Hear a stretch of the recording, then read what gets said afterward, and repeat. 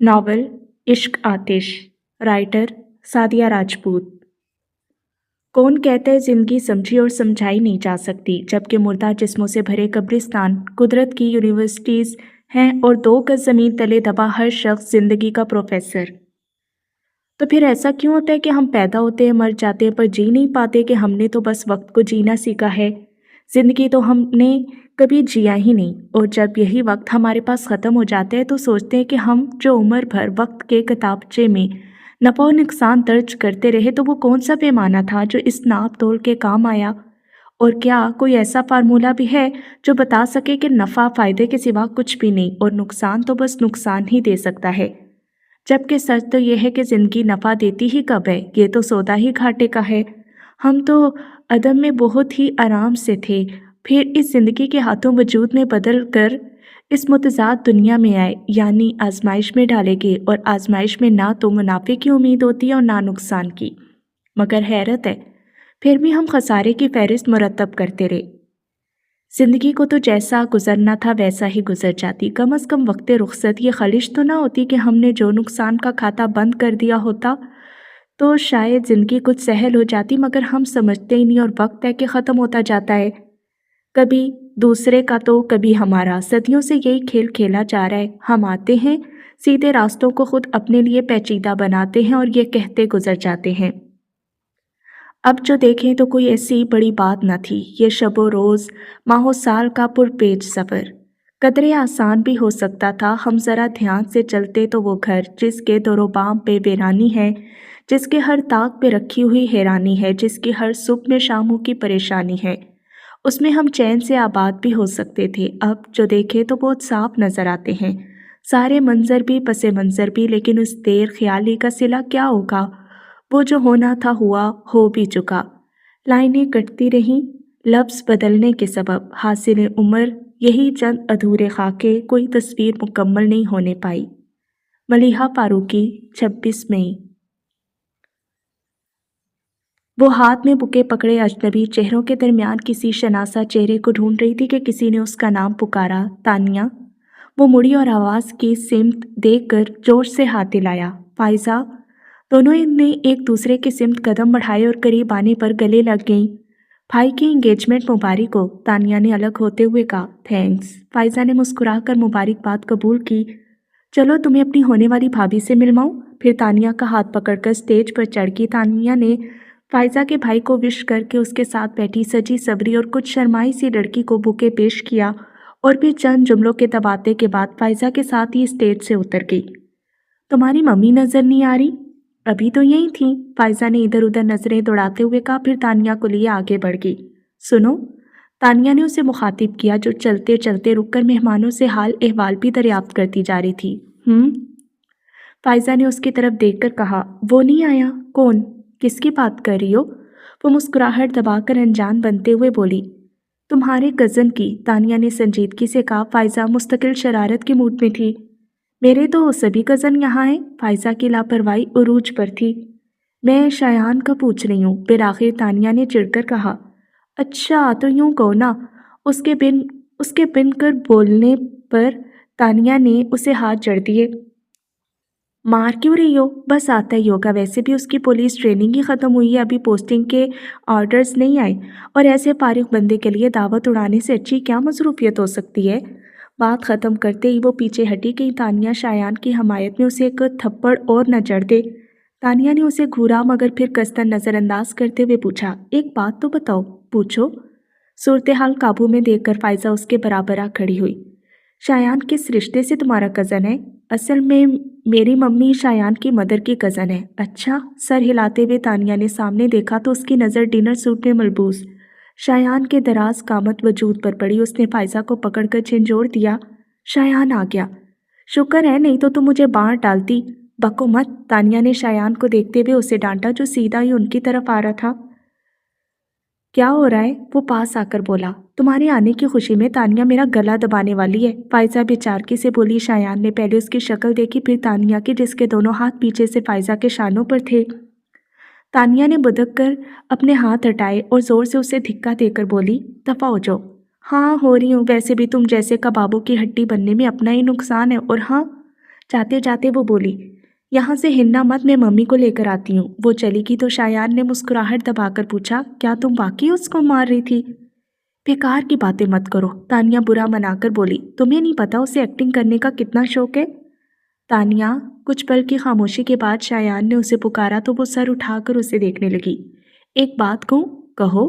Shoulder کٹ بالوں کو چہرے سے ہٹا کر وہ سنجیدگی سے اس کی طرف متوجہ ہو کر بولی تو وہ دھیرے سے مسکرا کر بولا، پہلی بار تمہیں یوں سجے سورے روپ میں دیکھ رہا ہوں، اچھی لگ رہی ہو۔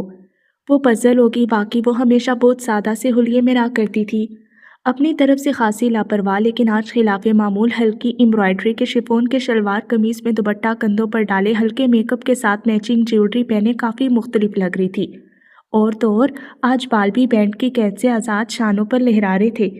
شایان نے اس قدرے ڈائریکٹ جملے پر، حالانکہ وہ بس ایک پل کو ہی گڑبڑائی تھی، پھر بھی محسوس سی ہنسی ہنس کر تانیہ نے خفگی سے اس کی سمت دیکھا۔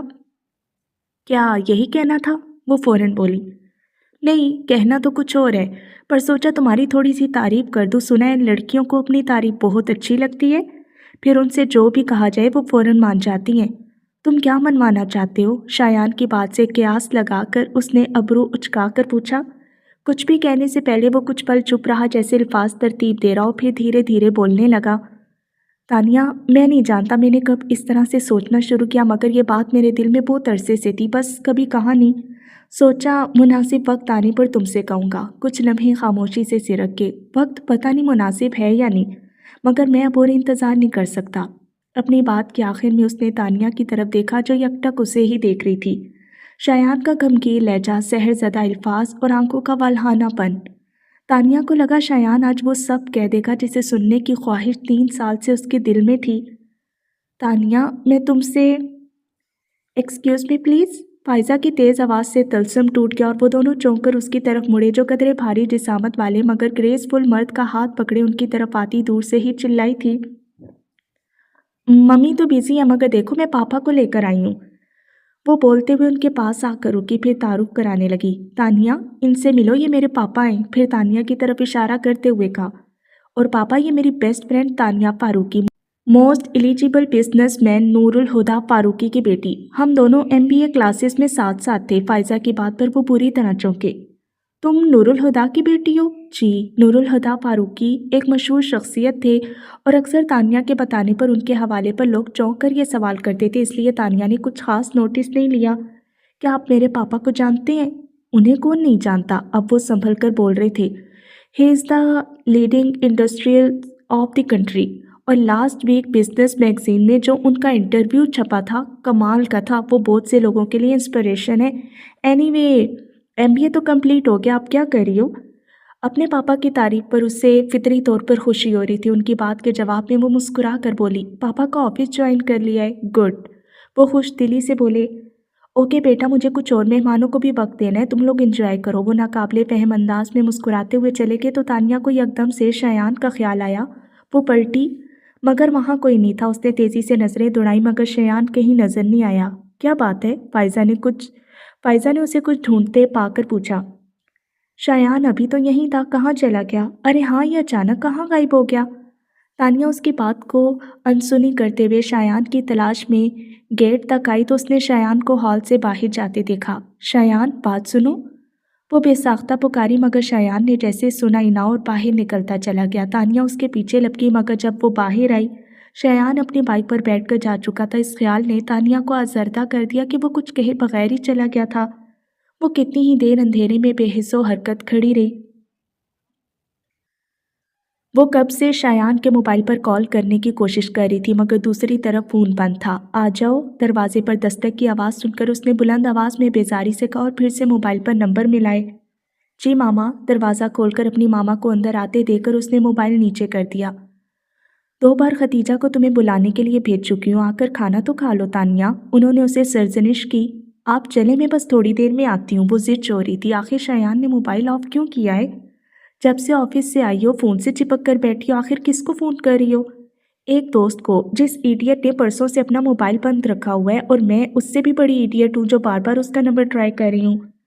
موبائل سے نظر ہٹائے بغیر تانیہ نے کہا اور دوبارہ نمبر ڈائل کرنے لگی تو ماما نے آگے بڑھ کر موبائل اس کے ہاتھ سے لے کر سائڈ ٹیبل پر رکھ دیا۔ फ़ोन बाद में भी हो सकता है, अब चलो तुम्हारे पापा इंतज़ार कर रहे हैं। पापा आ गए? वो गोद में रखा तकिया बेड पर रख कर उठ गई। हाँ, और तुम 5 मिनट में नीचे आ जाओ, वरना मैं तुम्हारे पापा को भेजती हूँ, वो धमकी आमेज़ अंदाज में कहकर कमरे से चली गई तो तानिया ने भी फटाफट मुँह हाथ धोया और बाल क्लिप में जकड़कर नीचे डाइनिंग रूम में आ गई और कुर्सी घसीट कर बैठते हुए नूरुल हुदा से कहा, क्या बात है पापा, आज आप 9 बजे ही घर पर नज़र आ रहे हैं? बस बेटा, घड़ी ने धोखा दे दिया, वरना मैं तो 12 बजने के बाद ही घर आया था, शायद अटक गई है। तानिया के शरारती अंदाज में पूछने पर वो संजीदगी से बोलते हुए आखिर में यूं उंगली से कलाई पर बंधी घड़ी को ठोंकने लगे जैसे घड़ी वाकई अटक गई हो। टेबल पर अपनी निगरानी में खाना लगवाती मरियम फारूकी ने उनकी बात सुनती तो उनके मजाक को समझकर खुफकी से बोली, क्यों, 12 बजे से पहले घर आने पर पाबंदी है? मज़े से हंसती तानिया ने एकदम मुंह पर हाथ रखकर हंसी रोकी और महसूस अंदाज में नूरुल हुदा की तरफ देखने लगी, जो पहले जैसी संजीदगी से बोले, नहीं, लेकिन पाबंदी तो 12 बजे के बाद आने पर भी नहीं है। तानिया की हंसी छूट गई तो मरियम सुलग कर जोर से बोली, बहादुर, पानी अब तक टेबल पर नहीं पहुंचा। तानिया ने उनके गुस्से को महसूस करके कहा, बस पापा, अब खैरियत इसी में है कि चुप करके खाना खा ले, वरना आपको मामा से ज़बरदस्त डांट पड़ सकती है। मशवरा तो बहुत अच्छा है तानिया, पर बात यह है कि तुम्हारी मामा को मुझे डांटना पसंद है और मुझे उनसे डांट सुनना। नूरुल हुदा, खाना ठंडा हो रहा है। उनके तंबीही अंदाज में टोकने पर नूरुल हुदा ने बड़ी फरमाबरदारी से सामने रखी प्लेट में सालन डाला और चपातियों के लिए हाथ बढ़ाया। तुम्हारे साथजादे नजर नहीं आ रहे, कहाँ हैं? वहाँ। मरियम ने सामने रखे टीवी की तरफ इशारा किया जिस पर Pakistan India cricket match live telecast हो रहा था। नूरुल हुदा और तानिया ने एक साथ टीवी की तरफ देखा और तानिया हैरत से बोली, टीवी में? टीवी में नहीं, स्टेडियम में, दोस्तों के साथ मैच देखने गए हैं। जवाब देकर वो तानिया की प्लेट में सालन निकालने लगी जिसकी प्लेट अब तक खाली थी।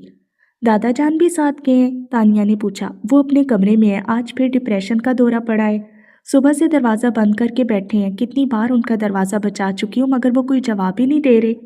दादा जान के इस तर्ज़े अमल के सभी आदी थे और अब तो कोई कन्विंस भी नहीं करता था। मरियम ने बिना किसी तशवीश के इतला दी और अपनी प्लेट में खाना निकाल कर खाने लगी। नूरुल हुदा भी किसी तासुर के बगैर खाना खा रहे थे, लेकिन तानिया ने सामने रखे खाने को हाथ भी नहीं लगाया। पता नहीं दादा जान को एकदम से क्या हो जाता है, क्यों खुद को कमरे में बंद कर लेते हैं, फिर अगले कई दिनों तक उन्हें किसी चीज़ का होश नहीं रहता। पापा, आपको पता है दादा जान ऐसा क्यों करते हैं? अफसुर्दगी से खुद कलामी करते हुए आखिर में वो नूरुल हुदा से पूछने लगी। खाना खाते हुए एक पल को नूरुल हुदा का हाथ रुका, फिर वो तल्खी से बोले, होंगे उम्रे रफ्ता के कुछ जख्म जो बेकल रह करते होंगे। इस उम्र में यूं भी आदमी के पास पछताने के लिए बहुत कुछ होता है। तानिया को उनका अंदाज और उनकी बात दोनों ही नागवार गुजरे। वो अपनी जगह से उठ खड़ी हुई। मैं दादा जान को लेकर आती हूँ, उन्होंने सुबह से कुछ नहीं खाया होगा। फिर किसी की तरफ देखे बगैर वहाँ से चली गई।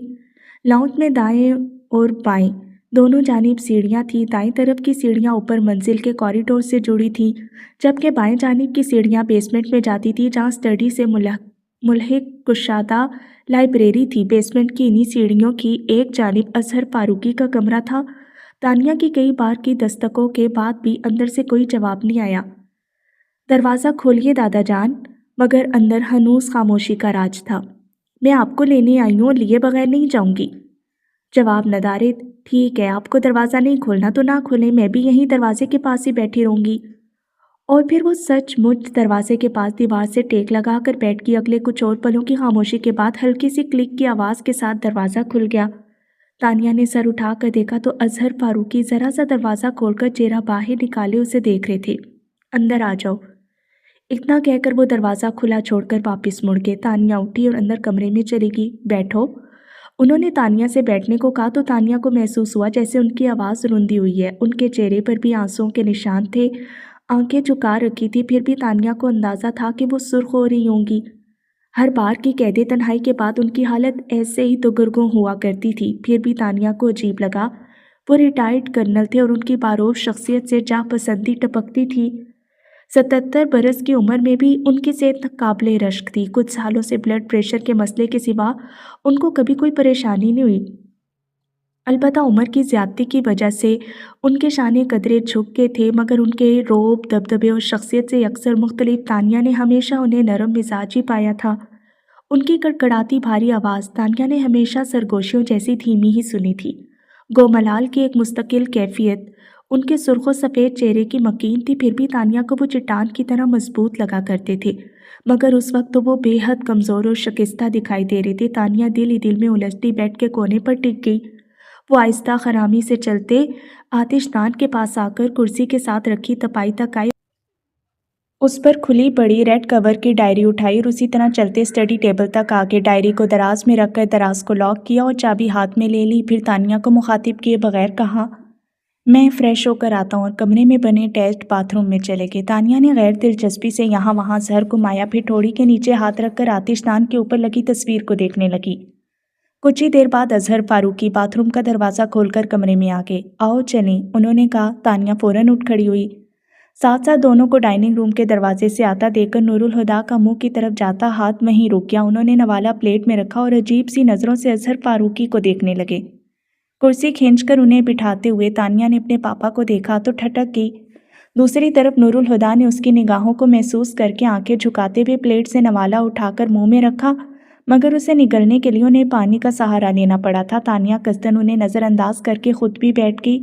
اظہر فاروقی کی پلیٹ میں کھانا نکالتے ہوئے اٹھلاتے ہوئے مریم سے کہا، دیکھو ماما، میں نے کہا تو دادا جان فوراً آگے، دادا جان کبھی میری بات ٹال ہی نہیں سکتے، پر جس کی ماننی چاہیے تھی اس کی تو انہوں نے کبھی نہیں مانی۔ نور الہدیٰ کے لہجے کی ترشی کو دونوں ماں بیٹی نے محسوس کیا تھا، مگر اس گھر کے غیر اعلانیہ قوانین میں ایک قانون یہ بھی تھا کہ ان باپ بیٹے کے معاملے میں کوئی کبھی نہیں بولے گا، سو وہ دونوں تو خاموش رہیں۔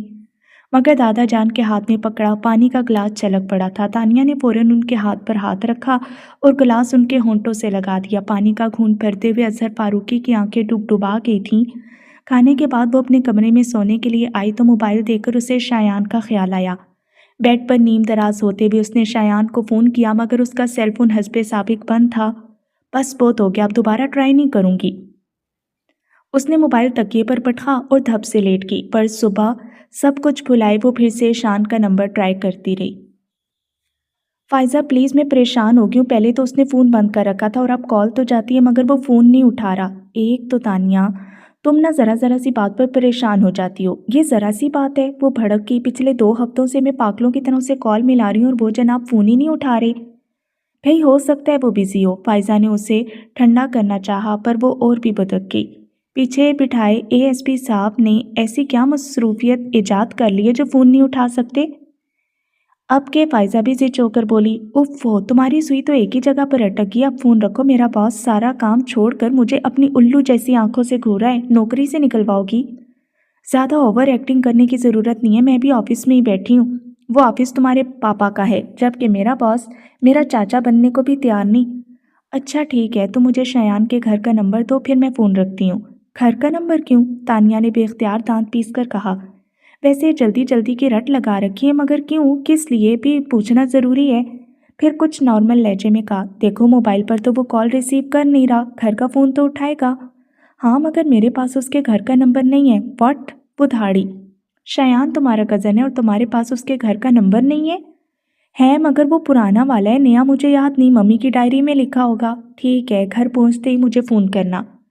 کروں گی، اور اب فون رکھ دو، بائے۔ کہنے کے ساتھ ہی اس نے لائن کاٹ دی تو تانیہ نے بھی فون رکھ کر ویکسینیشن اسٹیٹمنٹ پر نظر ڈالی جسے وہ فون کرنے سے پہلے چیک کر رہی تھی۔ تبھی کسی نے اس کے آفس کے دروازے پر دستک دی۔ کم ان؟ اس نے سر اٹھائے بغیر کہا۔ کوئی دروازہ کھول کر آفس میں آیا اور اپنے پیچھے دروازہ بند کر کے وہ تانیہ کے متوجہ ہونے کا انتظار کرنے لگا۔ تانیہ نے کسی کی آمد کو تو محسوس کیا، پھر جب کوئی آواز نہیں آئی تو اس نے دروازے کی طرف دیکھا۔ 17-18 سال کا صاف رنگت والا لمبا مگر دبلا لڑکا، گرے رنگ کی پینٹ پر اسی رنگ کی شرٹ پہنے، بازو سینے پر لپیٹے، زیر لب مسکراہٹ کے ساتھ اسے ہی دیکھ رہا تھا۔ تانیہ کو اپنی طرف متوجہ ہوتے دیکھ کر وہ لمبے لمبے ڈگ بھرتا اس کی طرف آ گیا، پھر ایک ہاتھ ٹیبل پر رکھ کر جھکتے ہوئے بولا، آپ کو ابھی اور اسی وقت ہمارے ساتھ چلنا ہوگا۔ اس کی بات سن کر تانیہ دلچسپی سے مسکرائی اور ایک ہاتھ ٹھوڑی کے نیچے رکھ کر وہ ٹیبل پر آگے ہوئی، اسی کے انداز میں بولی، اور اگر میں نہ جاؤں تو میں آپ کو زبردستی کندھوں پر اٹھا کر لے جاؤں گا۔ واقعی؟ تانیہ مروب ہوئے بغیر اطمینان سے بولی، آزما لیں۔ ادھر اس کے اطمینان میں بھی کوئی فرق نہیں آیا۔ تو ٹھیک ہے، تانیہ نے اپنی سیٹ پر پیچھے ہوتے ہوئے مسکراہٹ دبائی، اٹھا کر لے جاؤ؟ اب اس کے چہرے سے مسکراہٹ غائب ہو چکی تھی۔ وہ آنکھیں سکیڑے تانیہ کو گھورتا رہا، پھر سر جھٹک کر سیدھا ہوا اور دروازے کی طرف منہ کر کے زور سے بولا، نمبر 2۔ ابھی اس کی آواز کی بازگشت باقی تھی کہ دروازہ کھلا اور اس کی عمر اور اسی جیسے حلیے والا قدرے سانولی رنگت کا اس کا ہم شکل کارپیٹ پر لڑک گیا۔ فرش پر پڑے لڑکے نے اپنے گوگلز کارپیٹ سے اٹھائے اور گھٹنوں پر سے پینٹ جھاڑ کر اٹھ کھڑا ہوا۔ عمیر کے بچے، تمہیں کتنی دفعہ منع کیا ہے مجھے نمبر 2 نہ کہا کرو۔ عمیر آنکھیں پھاڑے کسی بت کی طرح ایک ہی سمت دیکھے جا رہا تھا۔ اب یہ اسٹیچو بنے کیوں کھڑے ہو؟ اس نے ٹوکا، پھر خود بھی مڑ کر دیکھا تو فوراً ہی اسے اپنے فرش نشیں ہونے کی وجہ سمجھ آئی۔ مارے گے، ایک دم اس کے منہ سے نکلا۔ عمیر نے پیچھے سے اس کے کندھے پر ہاتھ مارا۔ بھاگ عزیر! وہ دونوں بھاگ کر تانیہ کی چیئر کے پیچھے جا چھپے، جو دونوں ہاتھ منہ پر رکھے ہنسی روکنے کی کوشش میں لوٹ پوٹ ہو رہی تھی۔ باہر نکلو تم دونوں! دروازے کے ہینڈل پر ہاتھ رکھ کر کھڑے نور الہدیٰ غصے سے بولے تو وہ دونوں لٹکے ہوئے چہروں کے ساتھ سامنے آ گئے۔ ان دونوں کو پارکنگ میں دیکھ کر ہی میں سمجھ گیا تھا کہ یہ سیدھے تمہارے پاس ہی آئیں گے۔ عمیر تو اندر تھا، پر تمہیں پتہ ہے عزیر کیا کر رہا تھا؟ یہ صاحبزادے گھٹنوں کے بل بیٹھے کی ہول سے تمہارے کمرے میں جھانک رہے تھے۔ دیکھو ذرا ان دونوں کی حرکتیں۔ ہر چند کے تانیہ کو معلوم تھا ان کا غصہ مصنوعی ہے، پر اپنے بھائیوں کے اترے چہرے دیکھ کر کہا، جانے دینا پاپا، بچے ہیں۔ مگر بیٹوں کی ردی ہوتی حالت انہیں اتنا محسوس کر رہی تھی کہ وہ مزید کھنچائی کرنے کے انداز میں بولے، پہلے پوچھو ان سے یہ دونوں یہاں کیا کارنامہ کرنے آئے تھے؟ عزیر جلدی سے بولا، ہم کارنامہ کرنے نہیں آئے پاپا، ہم تو آپ ہی سے ملنے آئے تھے۔ صبح ناشتے پر ان سے ملاقات نہیں ہوئی، اس لیے دل بے چین سا تھا۔ پھر کالج سے واپس آ کر ہم نے سوچا آپ ہی سے آفس میں جا کر مل لیتے ہیں۔ بولنا عمیر! اعلیٰ بھائی کی بکواس ایکٹنگ کرتے ہوئے اس نے عمیر سے مدد مانگی، جو فوراً ہی مل گئی۔ بالکل پاپا، یہ 2 نمبر ٹھیک کہہ رہا ہے۔ تم نے پھر مجھے 2 نمبر کہا۔ عزیر سب چھوڑ کر اس کے پیچھے پڑ گیا۔ تم مجھ سے پورے 15 منٹ چھوٹے ہو تو ہوئے نا 2 نمبر؟ ہاں۔ عزیر کی ہاں اس قدر مدبرانہ تھی جیسے یہ بات آج ہی اس کے علم میں آئی ہو۔ تم دونوں پھر سے شروع ہو گئے؟ نور الہدیٰ انہیں ٹوکتے ہوئے تانیہ کی طرف مڑے۔ یہ دونوں اگر 5 منٹ اور آفس میں رہے تو بھونچال آ جائے گا اور تمہیں لیے بغیر یہ ٹکیں گے نہیں، اس لیے تم ان دونوں کے ساتھ جاؤ، تمہارا کام طارق دیکھ لے گا۔ اوکے، تانیہ سر ہلا کر بولی تو میں جلدی سے آگے ہوا۔ ہم صرف آپ ہی کو لینے نہیں آئے، آپ بھی ہمارے ساتھ چلیں۔ وہ پلٹنے لگے تھے، رک کر پوچھا، خیریت؟ دادا جان کا برتھ ڈے ہے اور آپ ہمیشہ بھول جاتے ہیں، تو ہم نے سوچا اس بار آپ کو خود ہی لینے آ جاتے ہیں، چلیں۔ عزیر بولتے ہوئے پاس آ کر ان کے بازو تھام کر بولا، سوری بیٹا، میں اس بار بھی نہیں آ پاؤں گا۔ ایک پل میں ان کے چہرے کے عضلات تن گئے تھے۔ عمیر کو بہت برا لگا تھا۔ کیوں؟ میری فارن ڈیلیگیشن کے ساتھ میٹنگ ہے، میں کیسے آ سکتا ہوں؟ عزیر بچوں کی طرح منہ پھلا کر بولا، میٹنگ کینسل کر دیں۔ انہوں نے بھی بچوں کی طرح عزیر کو پچکارا، سمجھا کرو بیٹا، میٹنگ کینسل نہیں ہو سکتی۔ تو پھر آپ نے آج کے دن میٹنگ رکھی ہی کیوں، جبکہ پتہ ہے 29 نومبر کو دادا جان کا برتھ ڈے ہوتا ہے اور ہم سب مناتے ہیں۔ اس سے پہلے کہ نور الہدیٰ اسے بہلانے کو کچھ اور بولتے، تانیہ نے کہا، جانے دو عزیر، پاپا نہیں آئیں گے، میٹنگ واقعی بہت اہم ہے۔ نور الہدیٰ نے اس کی بات پر چونک کر اسے دیکھا۔ وہ جانتے تھے کہ تانیہ جانتی ہے کہ وہ جس فارن ڈیلیگیشن کی بات کریں وہ کل دوپہر کو واپس جا چکا تھا اور اسی بات نے انہیں چونکایا تھا۔ پھر انہوں نے تانیہ کا چہرہ دیکھا تو سمجھ گئے کہ اس نے جو کچھ بھی کہا ہے ان کا بھرم رکھنے کے لیے نہیں کہا، بلکہ وہ ان پر جتا رہی ہے۔ وہ شرمندہ ہو گئے اور ایسا پہلی بار نہیں ہوا تھا۔ تانیہ نے اشارے سے عزیر اور عمیر کو چلنے کے لیے کہا اور خود وہ چھوٹے چھوٹے قدم اٹھاتی نور الہدیٰ کے سامنے جا رکی۔ آپ دادا جان کا برتھ ڈے کبھی نہیں بھولتے ہیں نا پاپا؟ انہوں نے بس اسے دیکھا اور چپ چاپ وہاں سے چلے گئے۔ ہائی کلاس کی باقی خواتین کی طرح مریم فاروقی کو بھی سوشل ورک کا شوق تھا، ہاں، مگر یہ بات تو تھی کہ ترجیحات کی لسٹ میں ان کے بچے سب سے پہلے آتے تھے۔ کسی ورک شاپ اور کانفرنس کو انہوں نے کبھی بھی بچوں سے زیادہ اہمیت نہیں دی۔ اس دن بھی کلب کے ممبرز کی جوائنٹ میٹنگ تھی، مگر وہ معذرت کر کے اٹھ گئیں۔ ان کے پہنچنے تک قصر فاروقی میں اچھا خاصا ہنگامہ برپا ہو چکا تھا۔ لان چیئرز کے ساتھ رکھے ٹیبل سے غباروں کا ایک گچھا بڑے اہتمام سے بندھا ہوا تھا اور شوخ رنگ کے ہر غبارے پر ہیپی برتھ ڈے لکھا نظر آ رہا تھا۔ راہداری میں بھی ایسے غبارے ہر جگہ بندھے تھے۔ وہ ہر طرف کا جائزہ لیتی سٹنگ روم میں پہنچی، جہاں رکھا بھاری فرنیچر نہ جانے کس طرح کھسکا کر من پسند کونوں میں گھسایا گیا، جس کے بعد خالی پڑے قالین پر لکڑی کی اونچی پشت والی کرسی ایک چھوٹے سے ٹیبل کے ساتھ بالکل درمیان میں رکھی تھی، جس کے سامنے اور دائیں بائیں کشن پڑے ہوئے تھے اور بہت سے غبارے اضافی آرائش کے طور پر یہاں بھی سجائے گئے تھے۔ مریم فاروقی نے اپنا سر پیٹ لیا۔ یہ کیا ہو رہا ہے اس گھر میں؟ خدیجہ، بہادر، رشیدہ، وہ ایک ایک کر کے تمام ملازموں کو آواز دینے لگی۔ ایک ملازم کسی کونے سے نکل کر سامنے آیا۔ جی بیگم صاحب، یہ فرنیچر یہاں سے کیوں ہٹایا اور یہ غبارے کس نے باندھے ہیں؟ جی وہ… مریم سمجھ گئی۔ اچھا تو یہ ان تینوں کی حرکت ہے۔ کہاں ہیں یہ تینوں؟ کچن میں۔ اب وہاں یہ لوگ کیا طوفان مچائیں گے؟ وہ بڑبڑاتی کچن کی طرف چل پڑی۔ ڈائننگ روم سے باہر تک سنائی دیتے قہقہوں سے پتہ چلتا تھا کہ وہ تینوں اپنی پسند کا کوئی کارنامہ کر چکے ہیں، اور کچن کے دروازے سے داخل ہوتے ہی ان کے خیال کی تصدیق بھی ہوگی۔ کچن اس طرح پھیلا ہوا تھا جیسے دو طاقتور فوجوں کے بیچ گھمسان کا رن پڑا ہو۔ فرش پر پڑے عجیب سے آمیزے سے بچتے ہوئے ان کی نظر بہادر پر پڑی۔ وہ دونوں پیر اٹھا کر اسٹول پر رکھے بیٹھا، دونوں ہاتھوں سے اپنا کچڑی بالوں والا سر پکڑ کر بند آنکھوں سے آگے پیچھے جھولتا ہوا جیسے اپنے اندر اٹھتے ابال کو دبانے کی کوشش کر رہا تھا۔ اس پر سے نظر ہٹا کر انہوں نے کچن ٹیبل کے گرد کھڑے اپنے سپوتوں کو دیکھا جو سامنے رکھی پلیٹ میں کوئلے جیسی چیز کو دیکھ کر بری طرح ہنس رہے تھے۔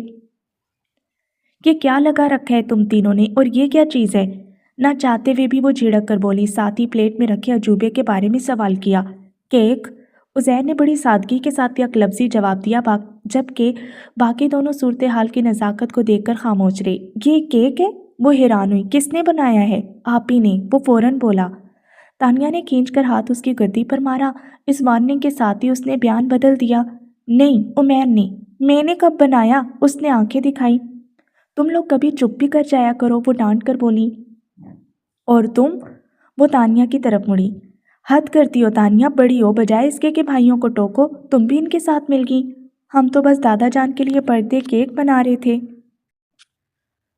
اس نے کمزور سی آواز میں صفائی دی۔ عمیر نے اس کے جملے کو اچک کر کہا، وہ الگ بات ہے کہ اوون سے کوئلہ برآمد ہوا ہے، اور وہ تینوں کھی کھی کر کے ہنسنے لگے۔ وہ کچھ نرم ہو کر بولی، کیک میں بیک کر دیتی ہوں مگر ایک شرط پر۔ کیا؟ تینوں ہم آواز ہو کر بولے۔ جتنی دیر میں فریش ہو کر آتی ہوں تم تینوں کچن صاف کرو گے اور بہادر صرف نگرانی کرے گا۔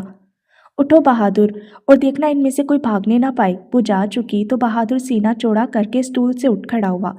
چلیں عمیر صاحب، آپ فرش صاف کریں، اور تانیہ بی بی آپ عزیر صاحب کے ساتھ مل کر برتن دھوئیں۔ اتنا ماروں گی نا، یاد رکھو گے۔ تانیہ نے دھمکانے کے انداز میں ہاتھ اٹھایا تو بیچارہ بہادر وہیں دبک گیا۔ عمیر نے ڈسٹر اٹھایا اور جا کر بہادر کے ہاتھ میں دے دیا۔ چلیں بہادر صاحب، فرش صاف کریں، پھر آپ کو برتن بھی دھونے ہیں۔ مریم واپس آئی تو بہادر رگڑ رگڑ کر فرش صاف کر رہا تھا۔ انہوں نے تینوں کو گھورا جو خود بھی گڑبڑا گئے تھے۔ کیا کہا تھا میں نے؟ ہم تو فرش صاف کر رہے تھے، بہادر خود ہی… شٹ اپ! انہوں نے تانیہ کو بیچ میں ہی چپ کرا دیا، پھر بہادر کو ایک طرف اسٹول پر بیٹھنے کو کہا اور ان تینوں سے پورا کچن صاف کروایا۔ ان کو منہ بند کر کے کام کرتا دیکھ کر بہادر دانت نکال رہا تھا اور وہ تینوں اس کے دانت دیکھ کر آنکھیں، مگر ماما کی موجودگی کی وجہ سے اسے کچھ کہہ نہیں سکے۔ وہ جب کیک بیک کر چکی تو تینوں کو لے کر سٹنگ روم میں آ گئی اور ان کی ارینجمنٹ کو چھیڑے بغیر انہی سے سارا فرنیچر اس کی جگہ پر واپس رکھوایا۔ اٹھواتے وقت انہوں نے صرف آرڈرز دیے تھے، اب خود بھاری فرنیچر اٹھانا پڑا تو عقل ٹھکانے آ گئی۔ ہائے ماما، بازو دکھ رہے ہیں۔ فرنیچر سیٹ کر کے تینوں قالین پر ڈھیر ہوئے کرا رہے تھے۔ جتنا چاہے شور مچا لو، مجھ پر کوئی اثر نہیں ہوگا۔ انہیں بھی پتا تھا ماما پر کوئی اثر نہیں ہوگا، اس لیے جلد ہی کرانا بھول کر کیرم کھیلنے بیٹھ گئے اور ساتھ میں مریم کو بھی ملا لیا۔ 9 بج گئے ماما، میں دادا جان کو بلا کر لاتی ہوں، کیک کاٹ لیتے ہیں۔ 9 بجتے ہی تانیہ اٹھ گئی۔ اپنے پاپا کو تو آ جانے دو، ان کے ٹوکنے پر وہ تلخ سے لہجے میں بولی۔ 29 نومبر کے دن پاپا کی واپسی 2-2:30 بجے سے پہلے نہیں ہوتی، مگر بابا جان تو ہر بار ان کا پوچھتے ہیں۔ وہ رسان سے کہہ کر چپ ہو گئیں۔ ٹھیک ہے، کیک نہیں کاٹیں گے پر کھانا تو کھا سکتے ہیں، اس نے بالآخر ان کی بات مان کر کہا اور اظہر فاروقی کو بلانے چلی گئی۔ دروازے پر ہلکی سی دستک کے بعد کوئی آواز نہیں ابھری تو تانیہ نے دروازے کی ناپ پر ہاتھ رکھ کر ذرا سا گھمایا اور دروازہ بے آواز کھلتا چلا گیا۔ کمرے کی ہلکی زرد روشنی میں تانیہ نے اندر جھانکا تو نگاہ سیدھی قدیمی طرز کے بنے گیس سے جلنے والے آتش دان پر لگی تصویر پر پڑی، اور ہمیشہ کی طرح آج بھی تانیہ کو وہ تصویر سانس لیتی ہوئی محسوس ہوئی۔ اظہر فاروقی آتش دان کے سامنے راکنگ چیئر پر بند آنکھوں کے ساتھ نیم دراز تھے۔ ریڈ ڈائری بند ان کے سینے پر رکھی تھی اور ایک ہاتھ اس ڈائری پر تھا، دوسرا ہاتھ بے جان سے انداز میں ان کی سنہری فریم کی اینک پر پکڑے گود میں دھرا تھا۔ आतिशदान रोशन था और कमरे में फैली जर्द रोशनी उसी से निकल रही थी जिसने माहौल को पुरस्रार बना दिया।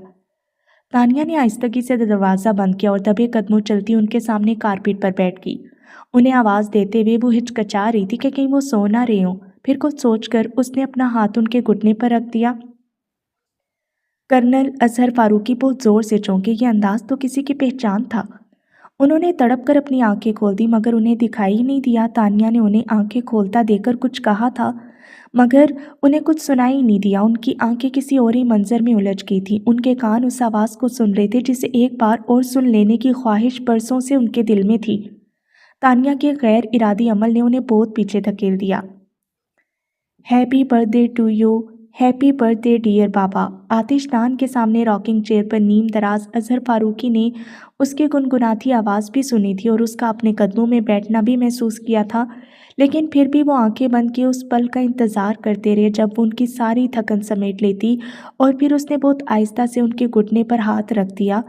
अजहर फारूकी ने धीरे से आंखें खोलकर आसमानी रंग के कपड़ों में मलबूस उस आसमान की परी को देखा जिसके चेहरे के गिर्द बिखरे लंबे सुनहरे माइल घने बाल रात और चांद का अक्स लग रहे थे। वो धीरे से मुस्कुरा दिए। वो खिलखिलाकर हंस पड़ी। हैप्पी बर्थडे बाबा जान।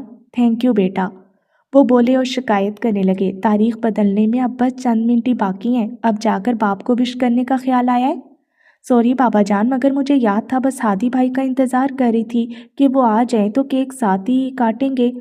बोलते हुए वो ज़रा सा तपाई की तरफ खिसक गई और केक पर लगी कैंडल को जलाने के लिए माचिस उठा ली। अजहर फारूकी ने सवाल किया, नूरुल हुदा अभी नहीं आया? नहीं, तो फिर उसे आ जाने दो। माचिस जलाते उसके हाथ वहीं रुके। बाबा जान, 12 तो बस बजने ही वाले हैं और सालगिरह तो अपनी तारीख पर ही अच्छी लगती है, मगर इंतज़ार कर लेने में कोई हर्ज नहीं। अपनी बात कहकर वो उठे और खिड़की के साथ रखे स्टडी टेबल पर तरतीब से रखी किताबों में से एक किताब उठाकर उसके वर्क पलटने लगे और वो चुप सी होगी। फिर उसने उंगलियों में दबी माचिस की तीली को जलाया और जब रक्स करते नन्हे से शोले का अक्स उसकी आंखों में चमकने लगा तो फूंक मारकर माचिस बुझाते वो उठ गई और साथ ही तपाई पर से एक केक की प्लेट भी उठा ली।